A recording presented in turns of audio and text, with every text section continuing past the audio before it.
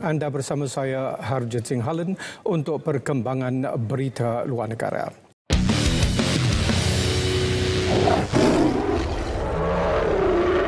Dalam jangka masa yang akan datang, saya rasa penyampai berita akan mula tidak relevan lagi. Sebab ada juga yang dah pakai AI sekarang kan? Yes, lama kelamaan AI lah menjadi cara menyampaikan berita lah. Kami tidak perlu ada penyampai berita secara fizikal di studio. Itu dalam jangka masa yang mungkin beberapa tahun akan datang, kita akan mula nampak perubahan. Kenapa orang lama, TV sekarang ini untuk orang lama saja.